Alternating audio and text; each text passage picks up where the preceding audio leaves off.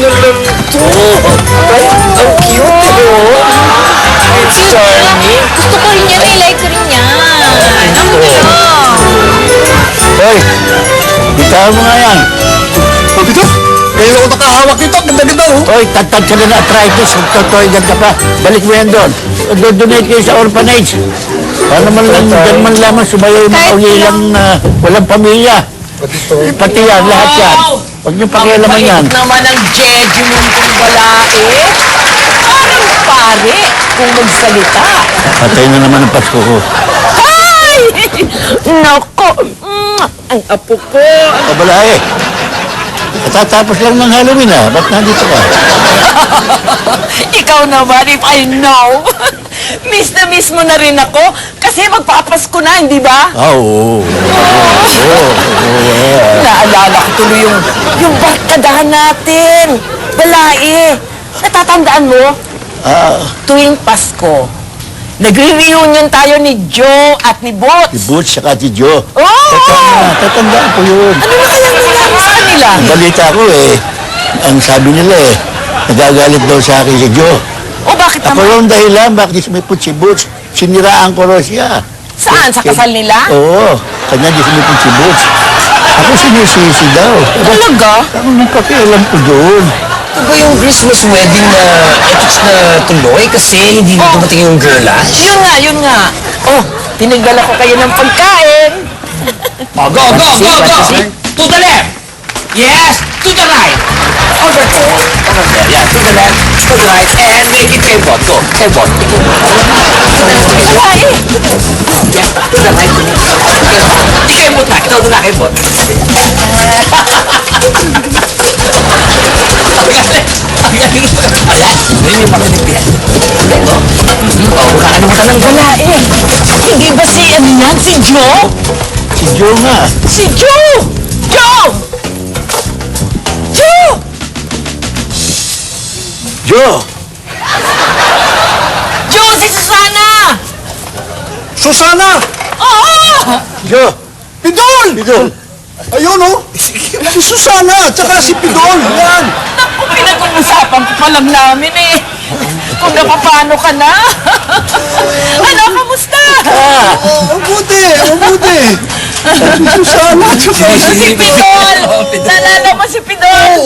Oo naman paano kung hindi makakalimutan yan Yan ang dahilan kaya nagpabuhol-buhol itong utak ko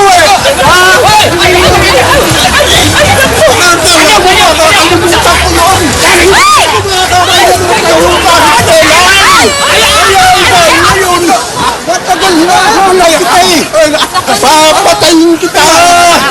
Ako naman hanggang ngayon pala, hindi ka nawawala yung galit sa inyo. Ang laki na inggit sa akin yan Oo.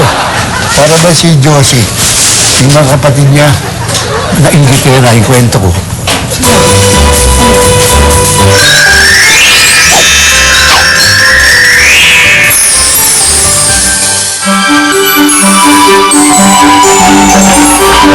Ako, Bo. Halika na, kain na. Ano niya si Josie, lagay ko siya sa kanya. Alam mo, tuwing karga-karga ito ng ating bunso, parang hindi ako nakakaramdam ng pagod at gutom. Buti na lang naiintindihan kita. Kundi isipin ko, ayaw mo ng aking handang Noche Buena. Ito naman, ito naman masarap ang handa mo, alam ko naman. Pero pagbigyan mo na ako, dahil masaya talaga ako sa batang ito. Pero mo, sa tanda ko nito, nabigyan mo pa ako ng isang batang ganito. Pinagpala talaga to si Josie, Tay, di po ba tuwing Pasko pumupunta tayo kay Lola Maming? Bukas po ba pupunta tayo sa kanila? Siguro hindi mo na ngayong taon nga kasi, alam mo, maliit na bata tayo sa bahay. Mas mahirap Dumating lang ng bunso niyan. Wala nang pasyon. Tay! Tay! Oh, Bago po kami matulog, pwede niyo ba kaming kwentuhan? Tungkol po dun sa unang Pasko? tingnan natin anak. Kasi, kung gising pa si Josie, medyo matatagalan tayo. Baka hindi ko na kayo makwentuhan. Chang! Chang! Ano yun? Pwede mo po ba kaming kwentuhan mamaya? Robina, pwede ba? Huwag mo na siyang tawagin ng Chang. Siya ng pangalawang nanay ninyo. Kung pwede, tawagin niya siya ng mama. Eh, tinuturo naman kayong tunay na anak rin eh. Oh, sayang. Kasi gusto ko sanang simulan yung paghahabi ng balabal ni Josie eh. Pero sige, kung hindi pa kayo naantok pagkatapos ng Noche Buena natin, sige, kwento ko kayo. Ha? Sige, kain, kain.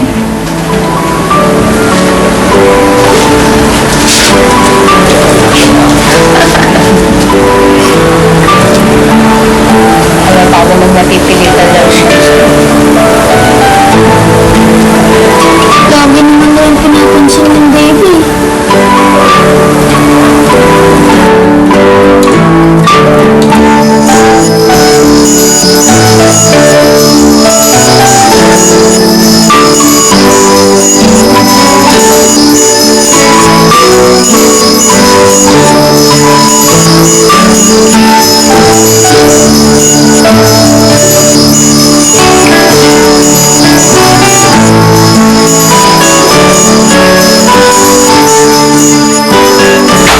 Talaga, Ate Robina?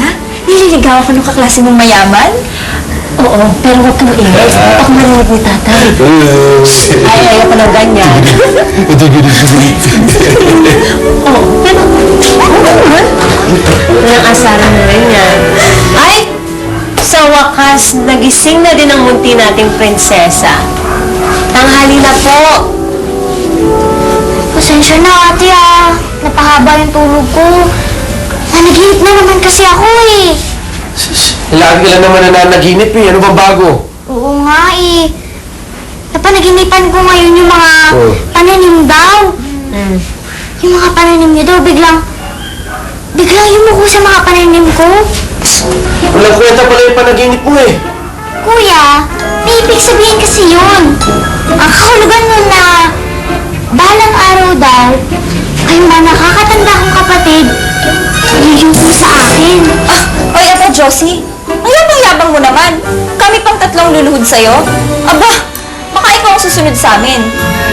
Hindi ko naman invento yun eh. Napanaginipan ko lang.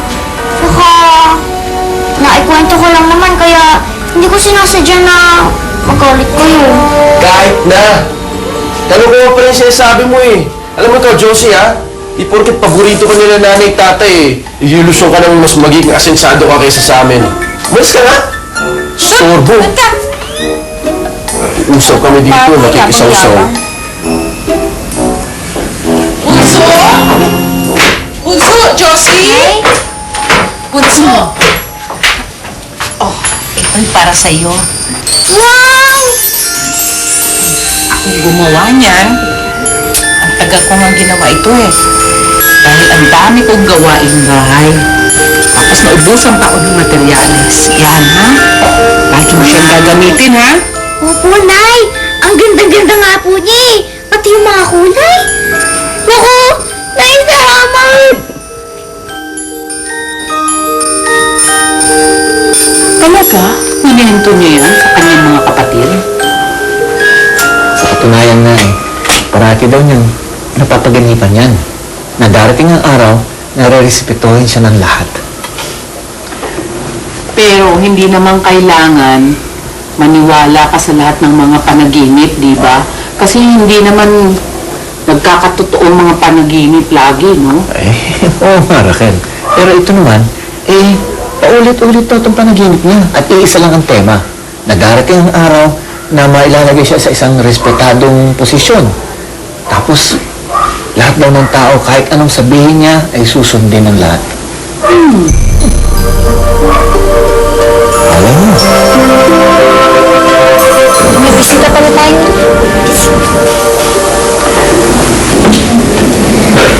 Kailangan lang po na maayos na pag-uusap para po magkasundo-sundo. Ganun ba? Naku, buti na lang. Nakilala ko ang mga anak ninyo at kayo, Mr. Jacobo. Kung hindi, wala akong kamalay-malay na nag-aaway na pala ang kasama ko sa serbisyo sa simbahan. Sana mahanapan natin ng solusyon ang mga problema sa parokya. Sigurado yan.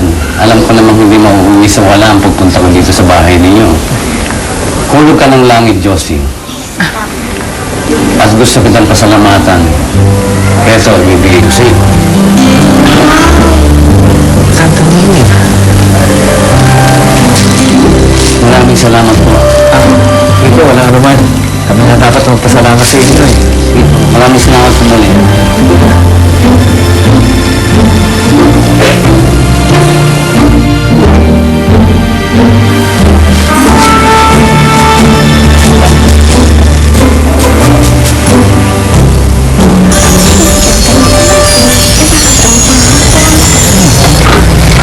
Ang bilis ng panahon, no? Magpapasko na naman.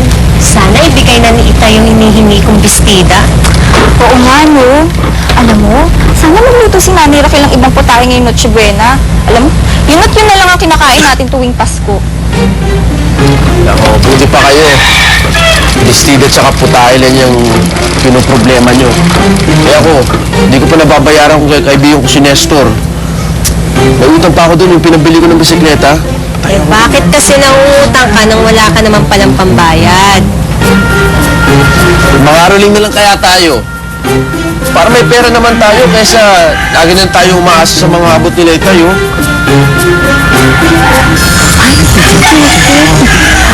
Alam mo, ito na kita hinahanap eh. Yan na, magaling nating kapatid. Special appeal. Magaling na, mayabang pa. Alam mo, Ate Rubina, naiinis na talaga ako dyan sa batang yan eh. Alam niyo, hindi niya naman kasalanan kung paborito siya ni Itay. Buhay ang nanay natin, at wala si Inay Raquel, hindi natin mararanasan ito. Tapos, sa pagtakbo ko daw, bigla akong nahulog. Hindi daw ako tinulungan ng asawa ko. Ano kaya ibig sabihin ng panaginip kong yun? Ang ibig sabihin po ng panaginip nyo pag meron daw po kayong gustong abutin, huwag daw po kayo padalos-dalos. Tapos lagi daw po kayong magtutulungan mag-asawa sa pagdidesisyon. At huwag niyo daw po iiwanan ng isa't isa. Naku, maraming salamat, Josie. Sana pagpalain ng talento mo, ang marami ka pang matulungang tao. Ito, tanggapin mo ang katas ng kalabaw. Ito lang po yung maibibigay namin sa'yo. Huwag mong tanggihan, Josie. Masaya na kami na meron kami maibigay na bagay sa mabait na bata tulad mo. Alam ko na, panaginip ko. Makukontento na ako. Salamat, Josia. Mula na pinanganak yan, hindi pa niya nararanasan magtiis, masaktan, matakot. Lagi na lang pinapaboran ni Itay tsaka pinoprotektahan. Kung iparanas kaya natin sa kanya yun? Ang alin? Ang mapagod, magtiis at masaktan. Pwede. Pero paano? Kung itali kaya natin sa puno, yun lang oh. Tama! Igapos natin siya sa puno. Huwag naman, nakakaawa. Ikakalagan din naman natin mamayang hapon eh. Para na magtanda. Okay, sige. Paano kung magsumbong yan kay Itay? Di pagbabantaan natin na pag magsumbong siya, igagapos natin siya ulit tsaka di na natin pakakawalan. Ate, kuya! Dala-dala ko na po yung pananghalian nyo, oh! Tignan nyo! Yan! Alam nyo, ate, kuya? Pasko na talaga sa bahay kasi ang daming ilaw, tapos may parol. Naku! Ay! Ito nga pala yung gatas ng kalabaw. Bigay sa akin ni Tula Aling Mary. Kasi daw parang bayad daw to dun sa pagbasa ko daw dun sa panaginip nila.